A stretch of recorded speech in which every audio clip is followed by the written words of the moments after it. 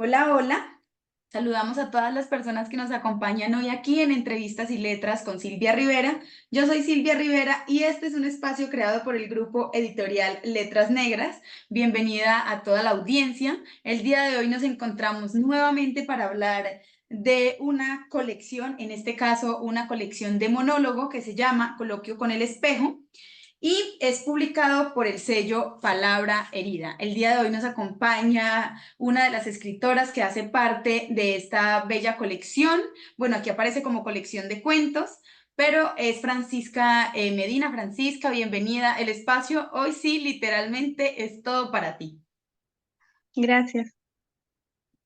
Bueno, ¿qué te parece si empezamos conversando un poquito acerca de quién es Francisca, cómo llegó a las letras, bueno, cómo termina en este universo literario, para que mi audiencia sepa un poquito más de quién eres tú?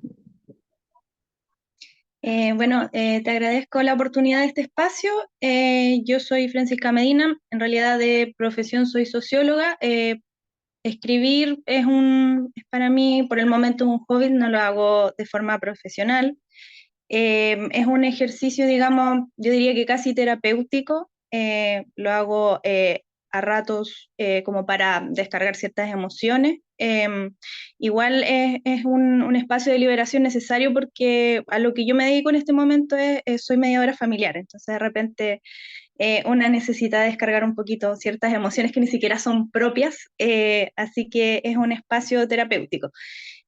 Bueno, como te decía, yo escribo desde bastante chica, pero obviamente antes era como escribir cosas como casi el diario de vida. Y en algún momento, yo creo de la pandemia, decidí como hacerlo para que lo vieran otras personas. Y eso es como bastante difícil porque está el miedo de que otros juzguen lo que una escribe y eso es bastante difícil, bastante abrumador.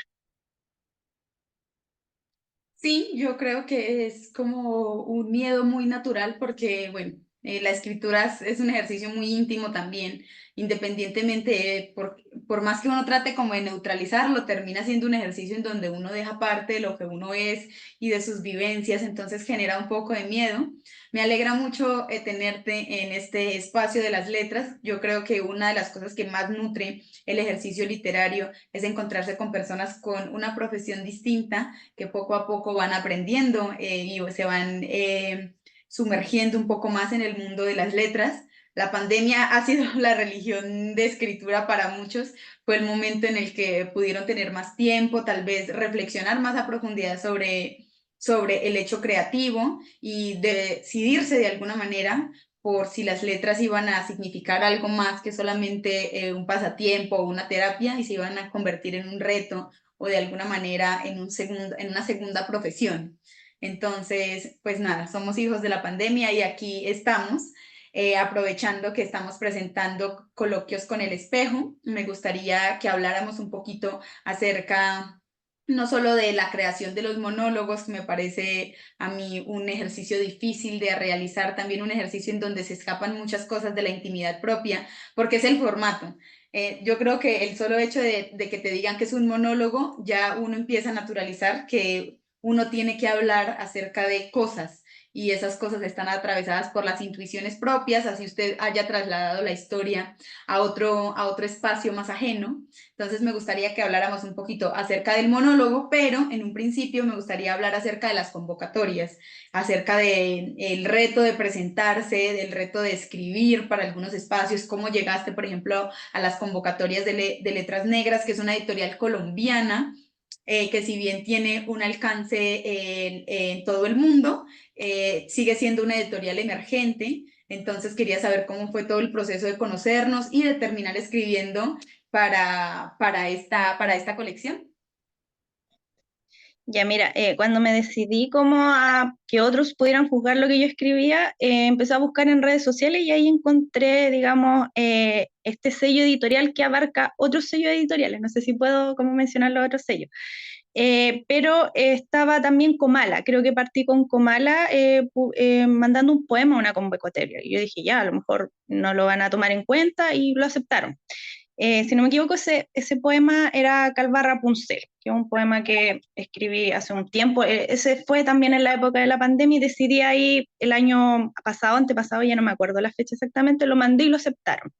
Y ya después, luego de eso, me atreví a mandar más cosas, a mandar cuentos, por ejemplo. Mandé un cuento a una convocatoria de cuentos chileno, que creo que ese es de Palabra Herida específicamente, que se llama El último juego, ese cuento. Y ahí también es un cuento bastante breve, fue publicado en la colección Detrás de las Montañas, que creo que está disponible en Chile. Así como en forma, llegó físico, así como para una librería. Y creo que Coloquios con el espejo fue como el tercer intento que hice. Y bueno, el monólogo es bastante complejo porque, bueno, yo al menos tomé la decisión de hablar, bueno, en primera persona, pero también interpelando a un tú.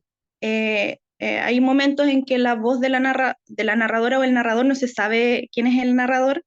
En el fondo, va preguntándose cosas y va interpelando un tú, que es la abuela de esta persona. Entonces habla mucho con esta persona, le pregunta cosas, es una persona que ya no está.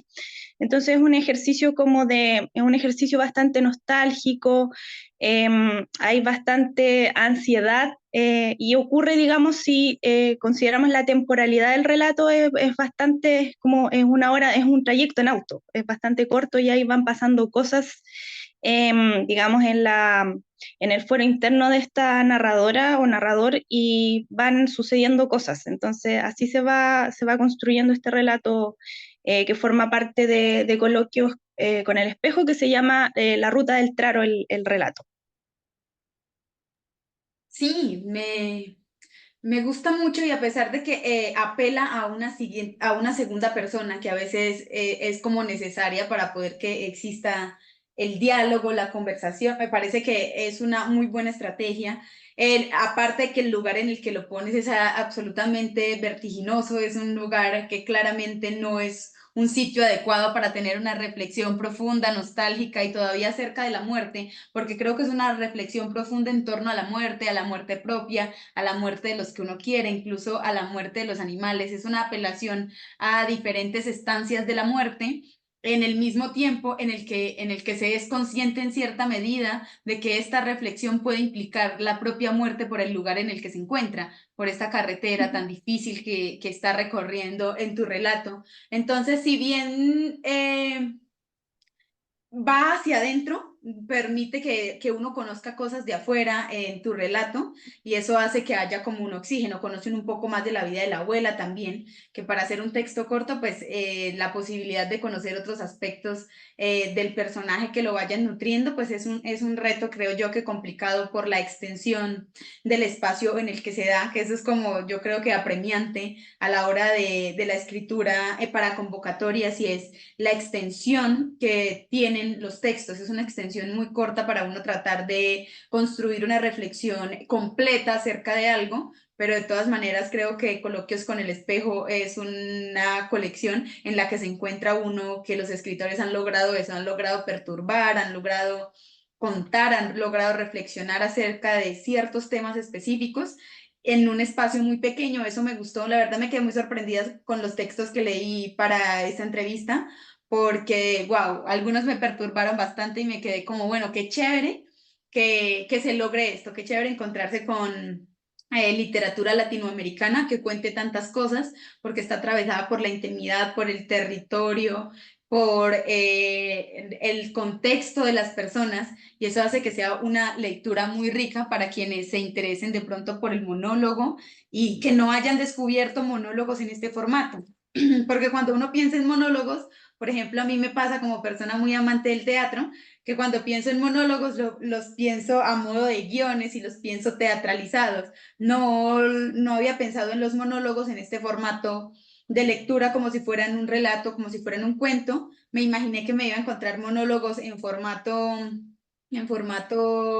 guión o en formato dramaturgia, porque pienso que permiten más movimiento, pero creo que ahora, no se necesita movimiento en la forma en la que ustedes escribieron, sino simplemente con el proceso de introspección va siendo suficiente para retratar su historia. Sí, lo que comentabas, claro, si no me equivoco, eran 1800 palabras, entonces ahí había que, es un desafío constante para las convocatorias porque a veces sucede que el relato una se deja llevar y puede dar para mucho más. Entonces ahí hay que empezar a ver cómo digamos, modificar esto y que no se altere, digamos, la idea, digamos, final, lo que se quiere lograr, el efecto que se quiere lograr, los elementos que una quiere incorporar. Así que siempre es un desafío para las convocatorias el tema de la extensión. 1800 a lo más han sido 2000 palabras, entonces bastante difícil este ejercicio y que sea también un tema específico a veces, porque esta convocatoria de monólogos permitía un tema libre, pero hay otras convocatorias, por ejemplo, me pasó con Destinos Entrelazados, que es de Comala, era una convocatoria del amor. Entonces, no es muy mi zona de confort los relatos de amor, los cuentos de amor, entonces me costó bastante. Creo que una no siempre queda como satisfecha digamos, con los ejercicios, porque al final esto yo lo veo como un ejercicio de escritura donde otros pueden ver, pueden evaluar lo que tú estás haciendo. Entonces, muchas veces como que cuesta adaptarse a este formato. Pero creo que igual a mí me acomoda, digamos, trabajar en un formato breve. Generalmente no he llegado a escribir relatos tan largos tampoco, entonces no logro como, digamos, armar algo final cuando son demasiado largos, así que esto me ayuda bastante como ejercicio de escritura.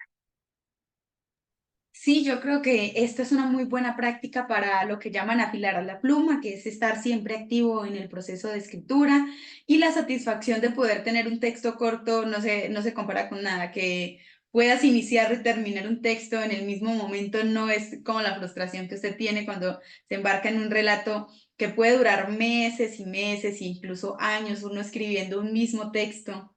Incluso la estrategia que yo utilizo para cuando estoy escribiendo algo largo es escribir cosas cortas en intermedio, como para tener esa sensación de concluir algo, porque es muy asfixiante seguir y seguir y seguir y que por mucho tiempo lo persigan a uno esas historias.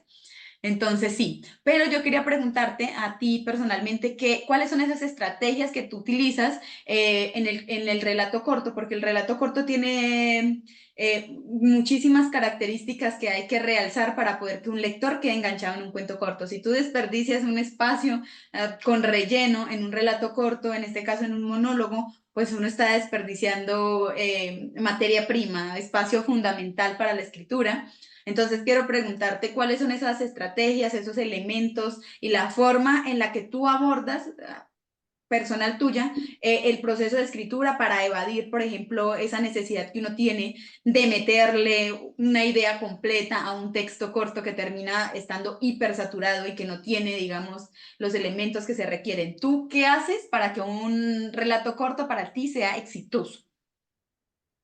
Mira, yo trato como de limpiar y creo que eso igual puede ser parte de la formación profesional. En mi carrera, al menos como socióloga, de repente se elimina el exceso de adjetivos. De repente hay como adjetivos innecesarios en cuanto a la escritura, entonces de repente ser como más conciso, ser más limpio en lo que se quiere comunicar.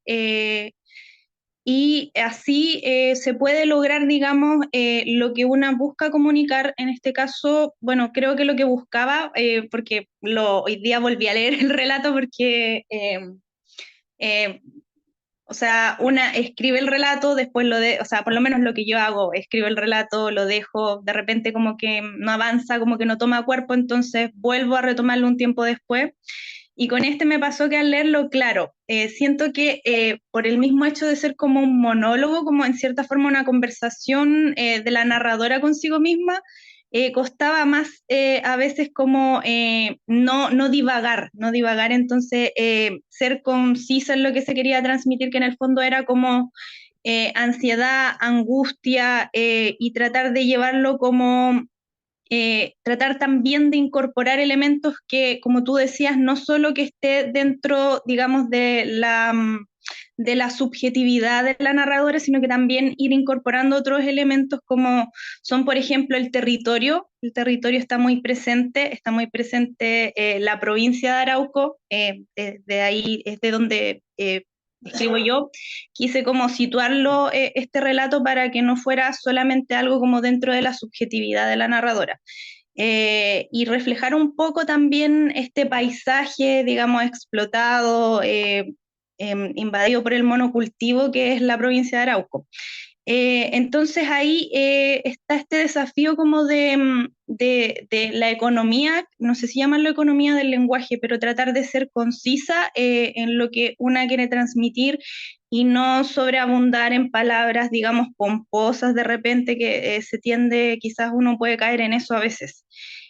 Siento que igual a este relato le falta, o sea, le falta bastante, siento que como que no lo logré tanto ahora que lo leí, así como ya, sí, igual me fui un poco por como por las ramas, así como, pero igual se logra como, eh, o sea, igual queda ahí como, no sé si estoy tan satisfecha con lo que escribí, pero se logró, o sea, como en no sé si eran 1800, 2000 palabras. Tratar como de ser más concisa, pero al mismo tiempo un desafío en cuanto a que es un monólogo y es una conversación con una misma. Y también ahí metí esto de hablar con un tú, con otras subjetividades, tal vez. Yo creo que el proceso de escritura es de esos procesos de insatisfacción constante, porque como uno aprende y uno se va modificando y va desarrollando nuevas estrategias, cuando regresa sobre sus textos, pues claro está que no están tan perfectos como uno quisiera, uno los vuelve a observar y dice, si hubiera hecho esto, pero los relatos reflejan las capacidades del momento, lo que uno en su momento consideró bien hecho y era todas las herramientas que tenía a la mano. Ahí está plasmado también un poco uno mismo. Entonces, lo bueno de poder tener textos de diferentes etapas de la vida, por ejemplo, publicados, es poder volver a verse a uno mismo en ese momento específico. Usted regresa sobre ese relato y usted se acuerda quién era usted ahí y por qué estaba contando las cosas que estaba contando, porque en fin de cuentas se convierte en un ejercicio íntimo. Para mí, tu relato, tu monólogo, está muy bien ambientado. El camino por la carretera no tiene fallas porque se va observando lo que hay en el entorno, pueden ir pasando. Además, haces un poco de descripción de la fauna endémica como de la zona, los animales que habitan, la forma en la que se alimentan, todo lo vas entrelazando con la conversación que lleva definitivamente a la preocupación o la ansiedad que le causa a este personaje la idea de la muerte. Y además lo está conversando con una persona que no está en el momento, a la que está evocando constantemente. Entonces creo que uno sí está bastante entretenido entre el vértigo de saber que va por una carretera que yo me la imaginé, no sé, por alguna razón, así como por el borde de un peñasco y con unas curvas súper cerradas que tú dices, te aparece una tractomula de frente y ya no hay escapatoria porque describes muy bien el hecho de que no solamente se trata de uno ser un hábito conductor, ¿no? No solamente se trata de que tú seas bueno al volante. Tu vida también depende de la habilidad de las otras personas que van en la carretera.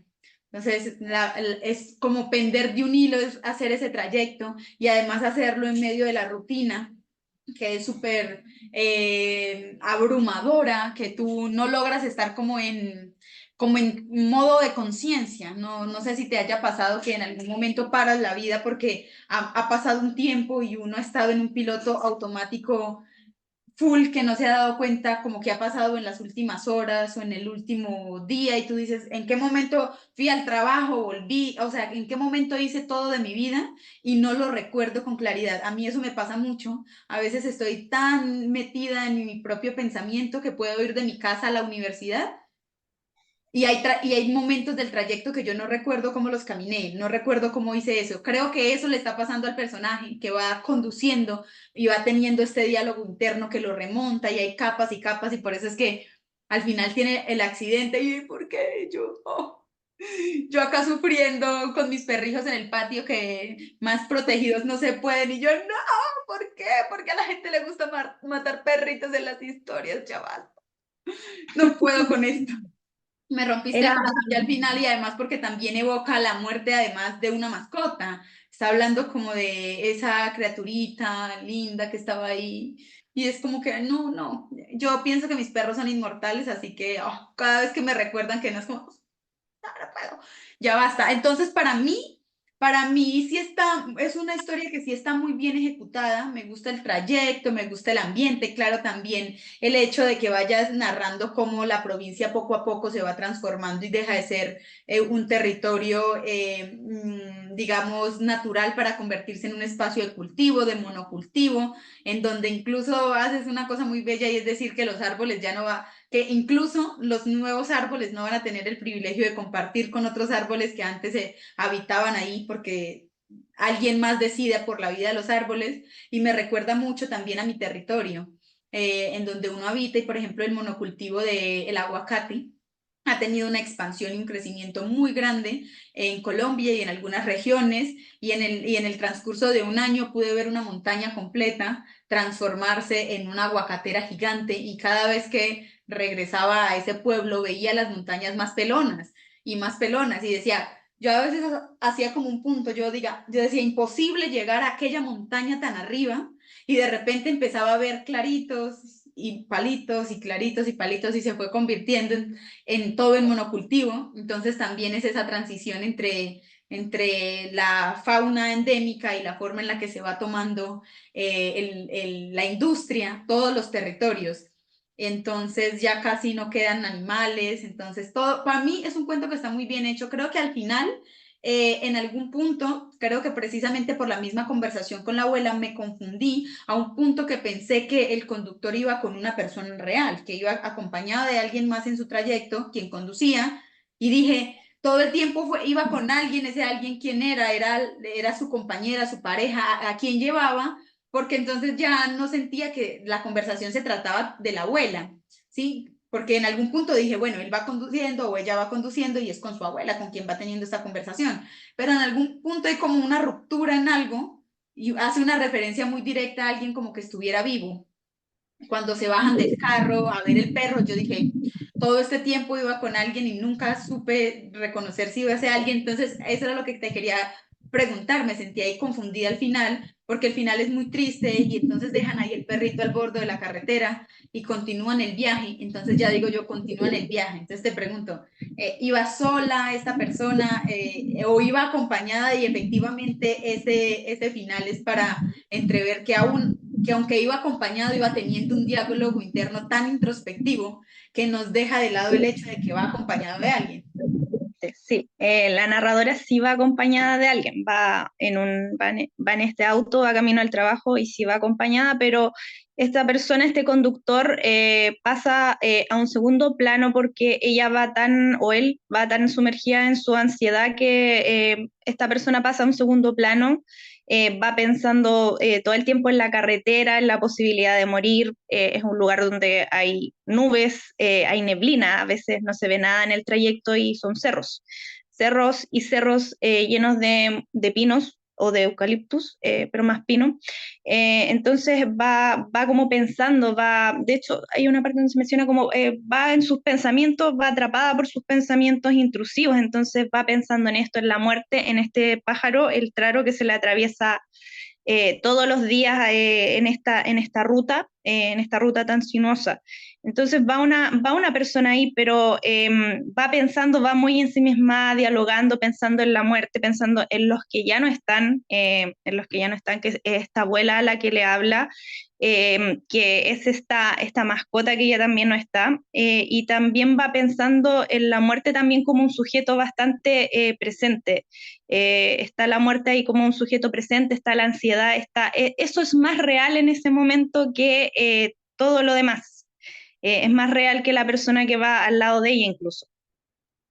Sí, y el sobrepensamiento empieza a como a notarse cuando tiene ideas muy variadas, como cuando de repente está hablando de los animales y que el traro probablemente si decidiera hacer alianzas con otros traros, le podrían levantar una vaca y de repente a un pensamiento se le sobrepone otro y se le sobrepone otro y creo que es un estado mental que conozco y es el punto de que la ansiedad está tan fuerte que uno no es capaz de hacerse responsable de ninguno de los pensamientos que tiene, porque no es capaz de procesarlo, sino que uno cambia y cambia de tema y cuando son tareas, por ejemplo, ya son pensamientos, el de la muerte, el del miedo que tiene, el de la reflexión sobre todas las cosas que van pasando.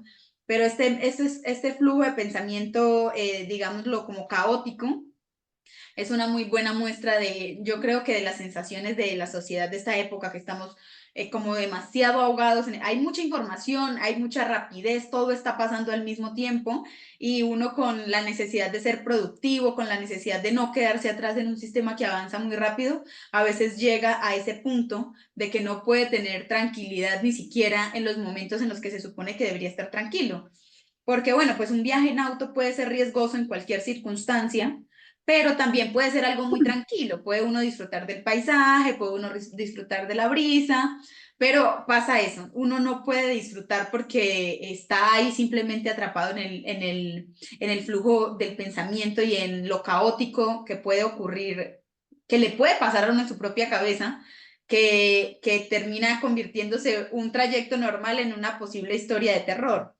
¿No? Ya podría haber inventado catástrofes en su mente, que creo que a muchos nos pasa eso, que siempre tenemos como el caos a la vuelta de la esquina, todo lo malo puede pasar y entonces andamos con los pelos de punta. Entonces creo que es un buen reflejo del pensamiento humano actual, digámoslo, de la forma en la que estamos sobreestimulados y de que al mismo tiempo, yo creo que, yo no sé por qué, yo creo que eso lo causa como por ejemplo nuestros hábitos, como el hecho de que, yo no sé, yo para entretenerme a veces tengo prendido el televisor, también además el celular y además también tengo abierto el computador, entonces puedo estar sobreestimulada desde todos los lados y aún así tener el pensamiento desviado hacia otras cosas. No veo la película, no veo lo que estoy viendo en el celular, no escucho lo que veo en el computador, estoy ensimismada en el pensamiento, pero necesito ese estímulo como para sentir que estoy ocupada. Yo no sé, algo así lo sentí yo, como precisamente esto, y me gusta el hecho de que la temática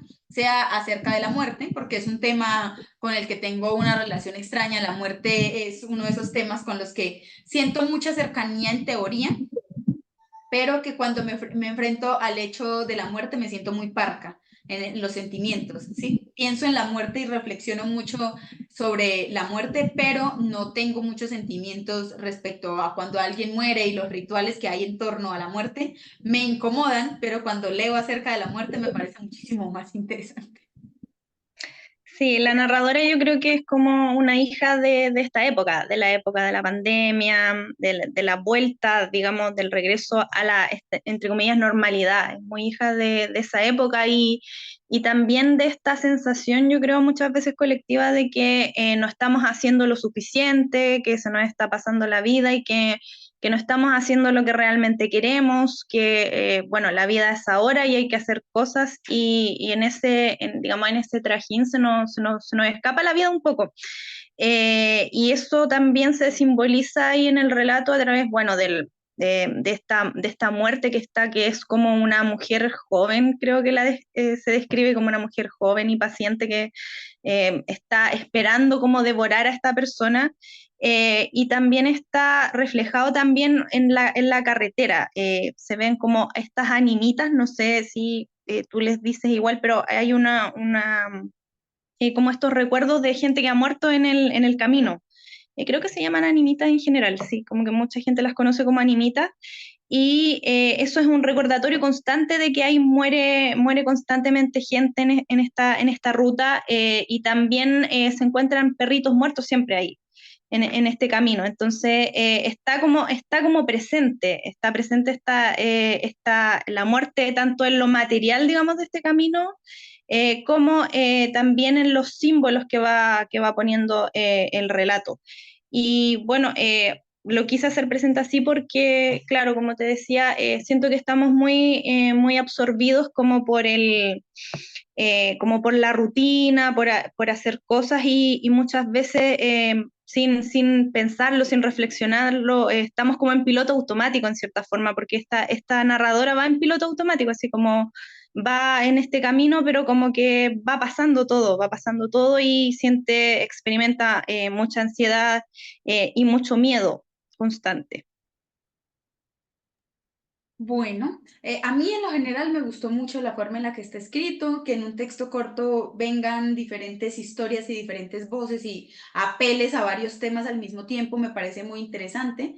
Me parece que es una historia bien lograda, a diferencia de lo que tú piensas, creo que sí, excepto por lo que te digo que me sobresaltó el hecho de que fuera con alguien, pensé que iba conduciendo y eso hacía todo más vertiginoso, todo más dramático en su mente y al final que yo no. Triste, pero eso es lo divertido de las historias, como poder disfrutar de todos los matices que las historias tienen. Bueno, yo creo que como para cerrar esta entrevista, me gustaría que les des algunos consejos a mi audiencia, a las personas que ven estas entrevistas, respecto de cómo abordar el proceso creativo, ¿no? ¿Cuáles son esos tips que das para ser constante, para poder presentarse a una convocatoria, para tener material, porque a veces pasa que todas nuestras historias se quedan en el momento previo, ¿no? Es una idea, pero no llega a consolidarse porque no nos atrevemos a dar el paso de sentarnos a hacerlo, porque a veces no tenemos las herramientas ni la disposición, bueno, muchas cosas. Entonces quería saber cuáles son esos truquitos que tú utilizas para que el hecho creativo te acompañe siempre. Uy, qué difícil.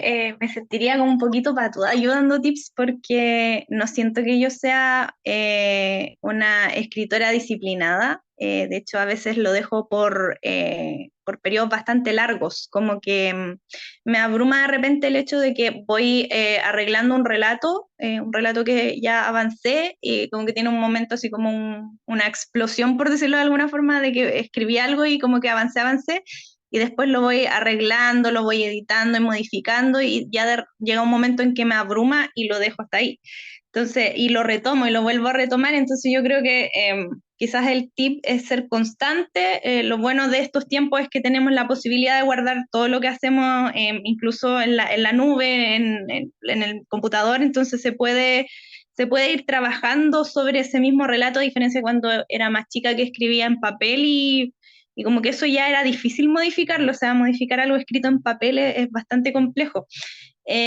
Así que yo creo que hay que ser constante, ese sería mi tip. A veces puede ser que, no sé, nos sintamos abrumados por lo que estamos escribiendo, por la vida.